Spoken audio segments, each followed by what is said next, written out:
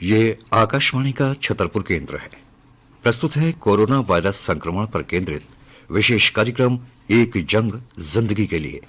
प्रवक्ता और प्रस्तुत करता है राकेश खरे।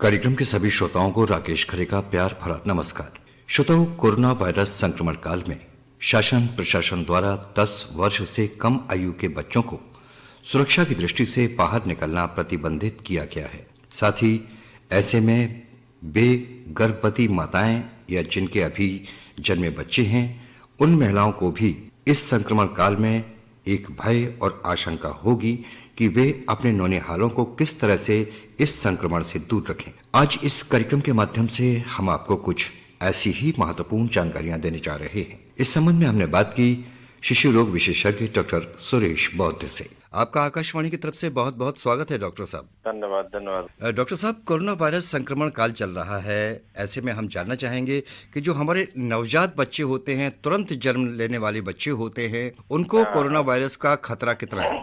वैसे तो अभी तक के रिसर्च में आया कि न्यू बॉर्न को या नवजात बच्चों को कोरोना का कोई डर नहीं है। बशर्ते कि माँ अगर इन्फेक्टेड है तो माँ की पहले स्क्रीनिंग होती है आजकल। जैसे ही मतलब गर्भ में बच्चा है या पूरे 9 महीने का हो गया है तो उससे पहले एक कोरोना का टेस्ट होता है। अगर पॉजिटिव रहती है तो कुछ प्रिकॉशन लेके आइसोलेशन करके उनको वो किया जाता है जी। वैसे ऐसा नहीं है कि ये जन्मजात मतलब माँ से बच्चे में आ जाए, तो इस टाइप की किसी प्रकार की कोई भ्रांति नहीं है और ना किसी प्रकार का डर है। और हमारा जो बीसीजी का इंजेक्शन है जो जन्म के तुरंत बाद दिया जाता है, ये टीका बहुत कारगर हुआ है हमारे लिए। अच्छा, उससे कोरोना का जो डर था वो बहुत कम हुआ।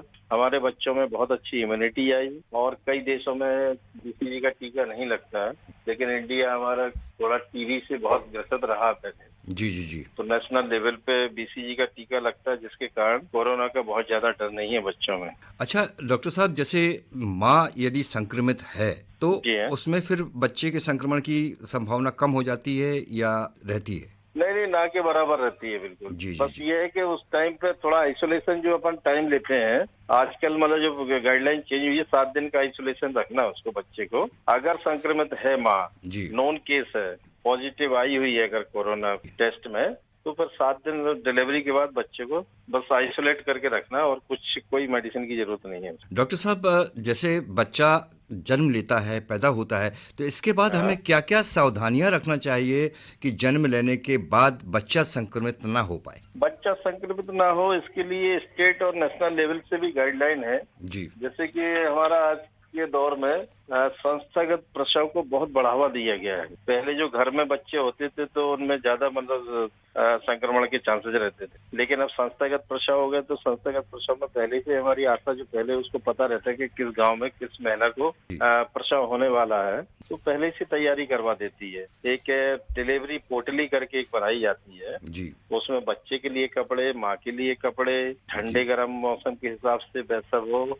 और खाने की चीजें, छोटी मोटी चीजें जो डिलीवरी टाइम पे जो संस्था में जाती है और उसको जरूरत पड़ती है। बाकी शासन की तरफ से 3 दिन रहने का है प्रावधान उसमें महिला को जी, कि प्रसव के बाद 3 दिन रहती है। 3 दिन में हम सारी चीजें समझा देते हैं जिससे बच्चे को और माँ को संक्रमण ना हो। डॉक्टर साहब, जैसे बुंदेलखंड में परंपरा है कि जब कोई नया बच्चा पैदा होता है तो उसको कई लोग हाथों में उठाते हैं, खिलाते हैं, चूमते हैं, तो इससे संक्रमण का खतरा मेरे ख्याल से बहुत ज्यादा बढ़ता है। बिल्कुल, बेशक राकेश जी, आपने बहुत अच्छी बात की। जो हमारे गांव में अभी भी मतलब ट्रेडिशनल चीजें किसी किसी गांव में है अभी भी, कि जैसे घर में डिलीवरी कराना। दूसरी चीज, डिलीवरी के बाद जो कॉर्ड होती है, अम्बिलिकल कॉर्ड बोलते हैं उसको, नारा बोलते हैं जी, उसको काट के फिर उसमें गोबर लगाना या माँ का पहला दूध निकाल के फिकवा देना जी। ये बहुत दूर दराज एरिया में अभी भी चल रहा है, जिसको हम टाइम टू टाइम काउंसलिंग करके हमारी आशा को प्रशिक्षित करके आशा जाती है उस घर में जी। और कुछ घरों में ऐसा भी है कि टीके के लिए भी बहिष्कार किया जाता है कि हमारे पूर्वजों ने कभी लगवाया नहीं तो हम भी नहीं लगवाएंगे। जी। फिर हमारी आशा, हमारे मेडिकल स्टाफ जाके उसकी बराबर काउंसलिंग करते हैं, उसके फायदे नुकसान बताते हैं, जिससे आज के टाइम में जो माँ बच्चे को 9 महीने गर्भ में रखती है, तो अगर माँ की अच्छे से काउंसलिंग हो जाए तो वो समझती है और उस चीज को फॉलो करती है। तो डॉक्टर साहब, वैसे तो ये तो मैंने नवजात बच्चों की बात की, लेकिन जो और उससे बड़ी उम्र के बच्चे हैं, 1 साल के हैं, 2 साल के हैं, 4 साल के हैं, तो उन बच्चों की रोग प्रतिरोधात्मक शक्ति बनी रहे या बढ़े, इसके लिए किस तरह की डाइट हमें अपने बच्चों को देना चाहिए? उसके लिए प्रॉपर एक तो न्यूट्रिशन है बच्चे, और दूसरे हमारे मतलब जो वैक्सीन है वो ज्यादा कारगर सिद्ध हुए हैं इसमें जी। अगर 9 प्रकार की वैक्सीन पूरे समय समय पे अगर बच्चों को लग जाए तो उनकी रोग प्रतिरोधक क्षमता बहुत अच्छी हो जाती है। और कुछ छोटे मामलों में थोड़ा सा वैसा है कि जिसको या तो कंजेनाइटल कोई डिसीज है, जन्मजात विकृति है जी, या प्रसव के दौरान या प्रसव के बाद वो गंदा पानी पी गया जी, या रोए नहीं बच्चे, ऐसे बच्चे थोड़ा सफर होते हैं। और ये बच्चे हमेशा मतलब उसके लिए शंका के दायरे में रहते हैं कि थोड़ा भी एटमॉस्फेयर चेंज हुआ या क्लाइमेट चेंज हुआ तो उसमें ये बच्चे जल्दी बीमार पड़ते हैं जी, तो उनके लिए मैं कहना चाहूंगा कि मतलब उसको एक तो पूरे वैक्सीन लगवाएं, और दूसरा चीज जो हमारी एनआरसी और महिला बाल विकास के द्वारा भी बहुत ज्यादा मतलब गांव लेवल पे प्रशिक्षित किया जाता है और काउंसलिंग की जाती है जी। जिस उम्र में जो खाना खाना उसके बाकायदा मेन्यू है, जिसको भी अगर प्रॉपर जानकारी चाहिए या समय समय पे रिटन में कुछ चाहिए तो महिला बाल विकास जो हमारी आंगनबाड़ियां हैं जी जी, उसमें बाकायदा चार्ट टंगे हुए हैं, तो उसमें जाके हमारी आंगनबाड़ी से संपर्क करके जी, और ये जान सकते हैं कि किस उम्र में क्या क्या देना चाहिए उनको। बिल्कुल बिल्कुल, उससे इम्यूनिटी उनकी बराबर रहेगी जी। और ये जैसे जैसे उम्र बढ़ती है बच्चे की जी, वैसे वैसे उसकी इम्यूनिटी और बढ़ती जाती है और फिर रोग प्रतिरोधक क्षमता भी बढ़ जाती है। जैसे दूध है, फल है, ये सारी चीजों से रोग प्रतिरोधात्मक हाँ, ये तो बिल्कुल प्रोटीन और उसके कार्बोहाइड्रेट के बहुत अच्छे सोर्स है। और दूध तो प्रोटीन का बहुत अच्छा प्रचुर मात्रा में रहता है, तो दूध तो एकदम सर्वोपरि है बच्चे के लिए जी जी। सुबह शाम कम से कम आधा लीटर दूध पिए तो मैं समझता हूँ कि उसकी रोग प्रतिरोधक क्षमता इतनी बढ़ जाएगी कि उसको किसी भी प्रकार के रोग की कभी कोई समस्या नहीं आएगी। आजकल के दौर में जैसे कि अनलॉक हुआ है, लॉकडाउन खुला है, तो उसमें बच्चे बाहर जाने की जिद करते हैं, जबकि 10 वर्ष तक के बच्चों को बाहर निकलना मना है, लेकिन फिर भी कुछ बच्चे हैं जो कि घर के अंदर नहीं रहना चाहते, बच्चे तो खेलने के लिए थोड़ी सा बाहर भी निकलते हैं, तो ऐसे में बच्चों को क्या क्या सावधानियां बरतनी चाहिए? मैं थोड़ी सी मतलब अपनी नजरों से ज्यादा दूर नहीं जाने दें बच्चों को, मतलब पास के कैंपस हो जी हाँ, मतलब घर के सामने ही कोई ग्राउंड हो, या मतलब ऐसे बच्चों को मतलब कॉलोनी के बाहर नहीं जाने दें लंबी साइकिल चलाने या वो।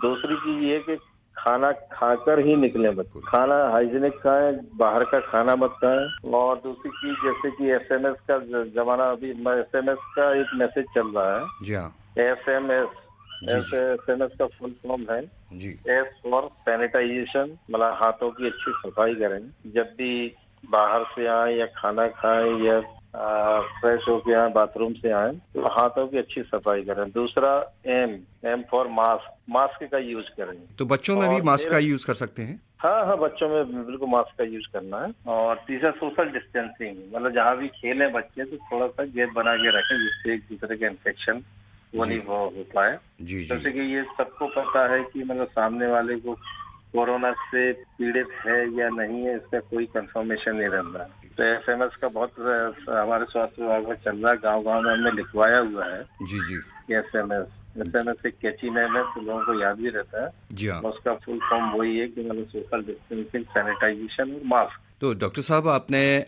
आज बहुत महत्वपूर्ण जानकारी हमारे तमाम श्रोताओं को दी और अपना महत्वपूर्ण समय आकाशवाणी छतरपुर को दिया। आपका बहुत बहुत धन्यवाद। आपको भी बहुत बहुत धन्यवाद राजेश जी।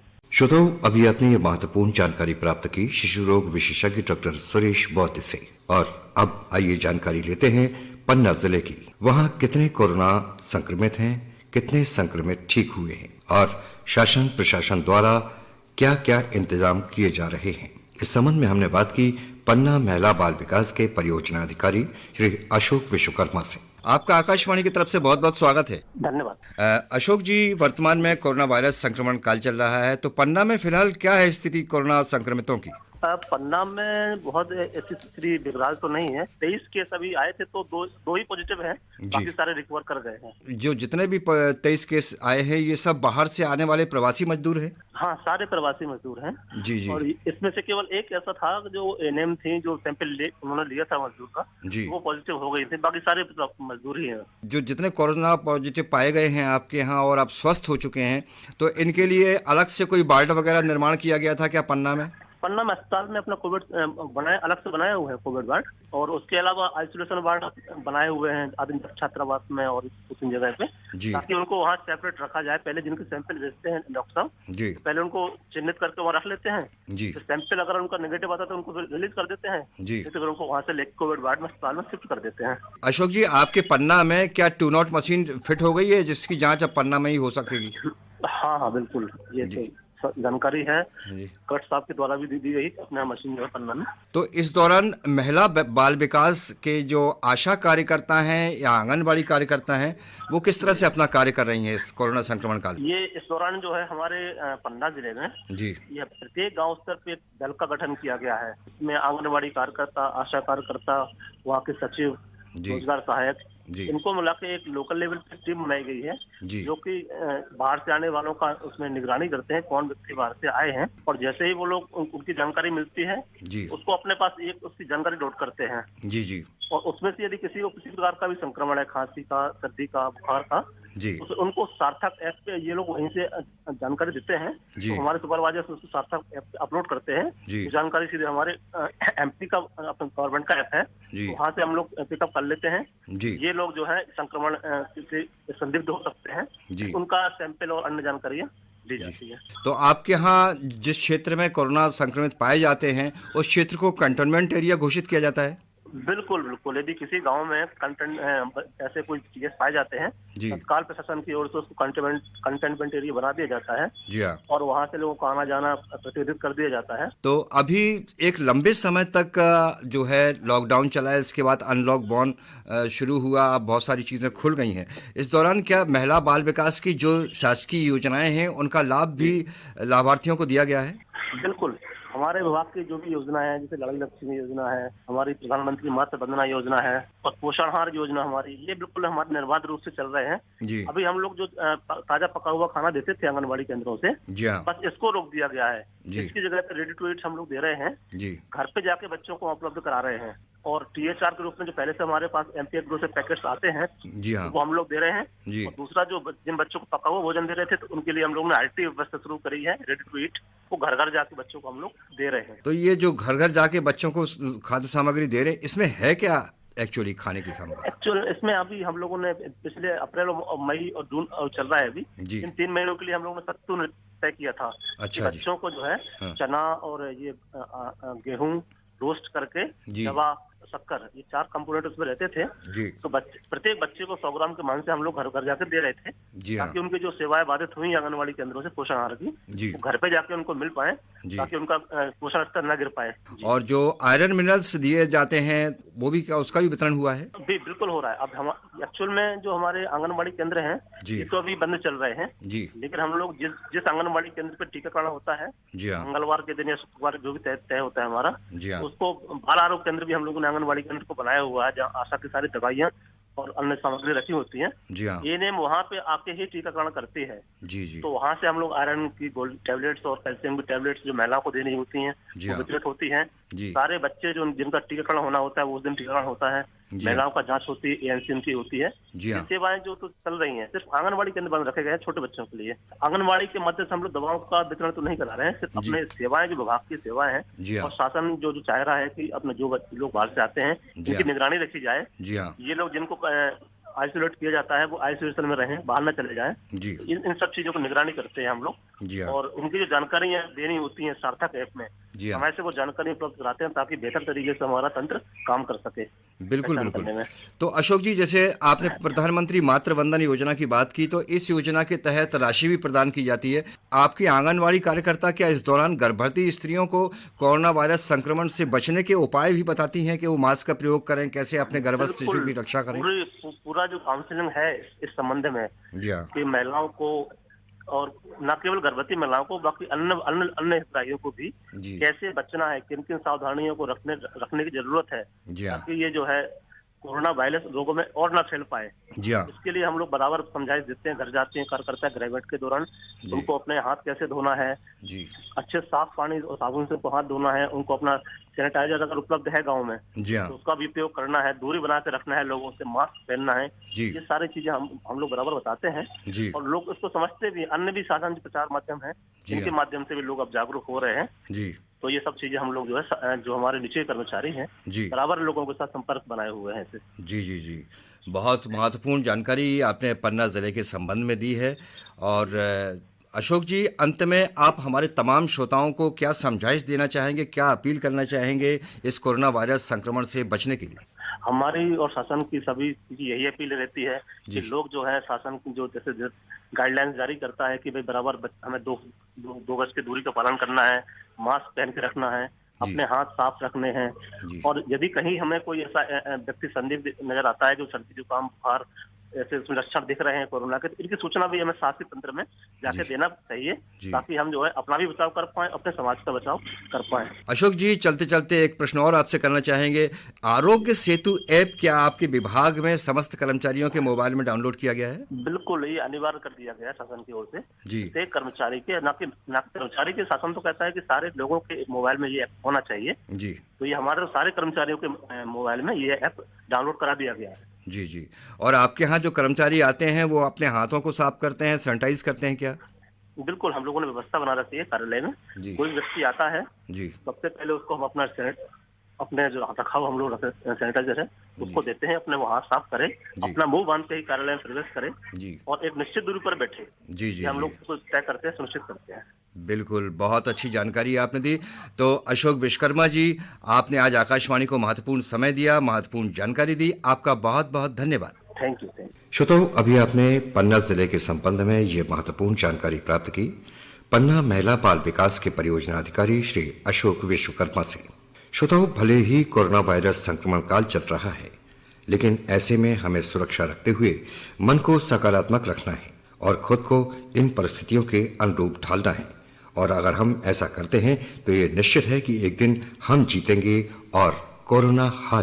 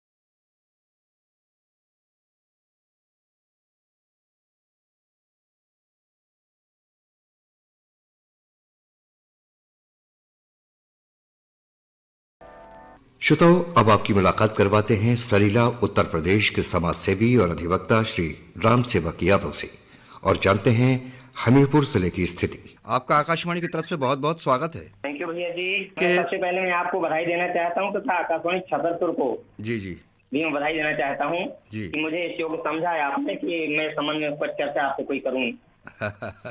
बिल्कुल बिल्कुल, हमारा प्रयास यही है कि जो हम कोविड-19 के ऊपर एक विशेष कार्यक्रम चला रहे हैं, एक जंग जिंदगी के लिए, उसमें हम सभी अपने जो हमारे क्षेत्र के प्रतिष्ठित लोग हैं उनको अवसर दें और उनकी प्रतिभागिता करवाएं। जानना चाहूँगा यादव साहब कि आपके क्षेत्र में, आसपास के क्षेत्रों में जो कोरोना वायरस संक्रमित पाए गए हैं, जी जी जी, तो ये सब प्रवासी मजदूर हैं?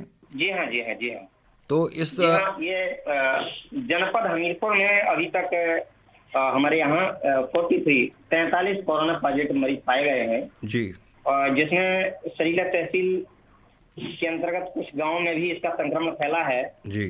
इसमें सरीला तहसील का एक गांव चंडौर जी, ग्राम बीरा, गोहांड, त्योतना, चुरहा, अतरौली और इसी तरह से सुमेरपुर, मौदा, चिल्ली आदि गांव में इसका संक्रमण तेजी से बढ़ा है जी।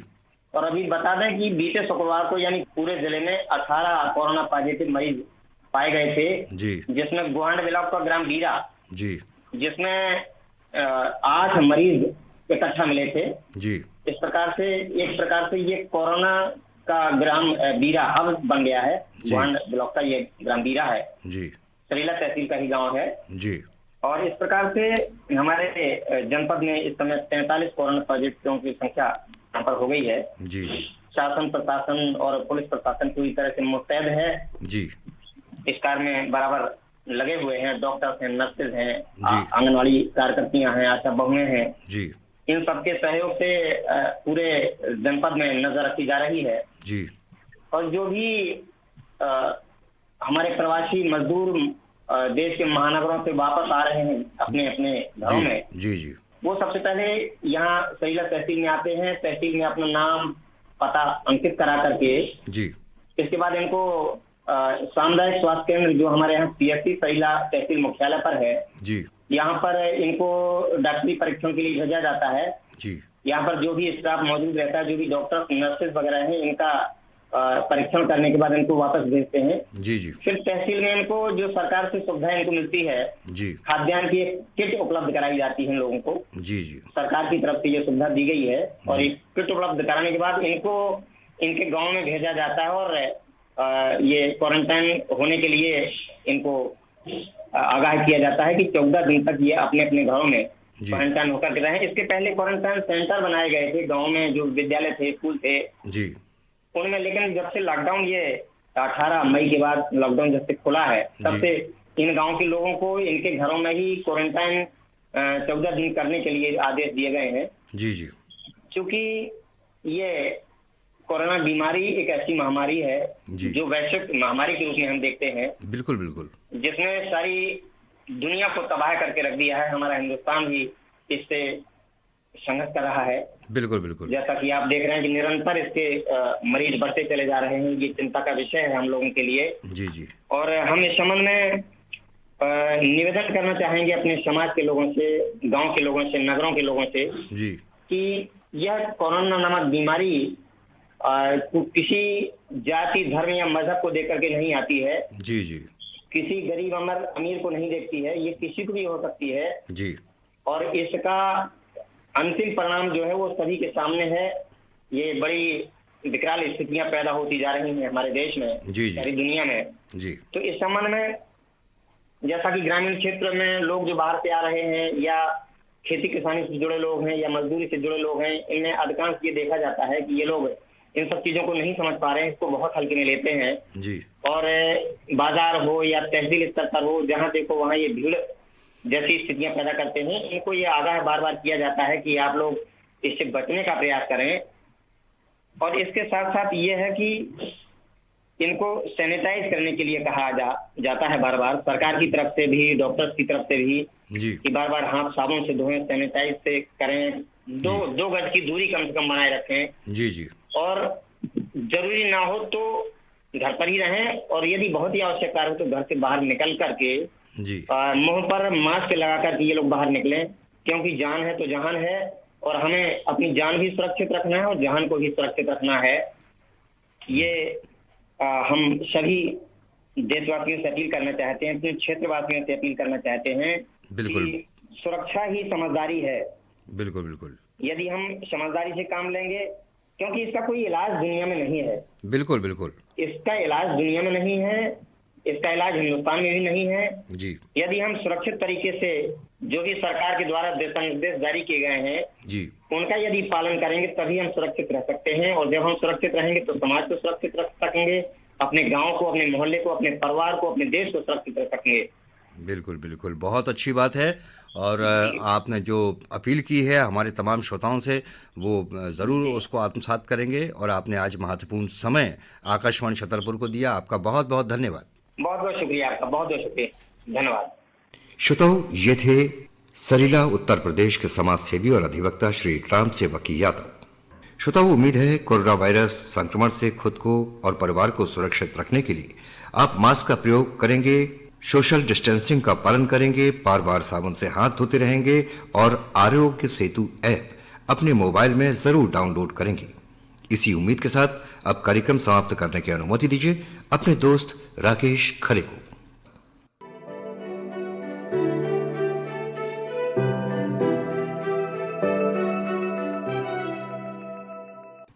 अभी आप सुन रहे थे कोरोना वायरस संक्रमण पर केंद्रित यह विशेष कार्यक्रम एक जंग जिंदगी के लिए। प्रवक्ता और प्रस्तुतकर्ता थे राकेश खरे। ये आकाशवाणी का छतरपुर केंद्र है।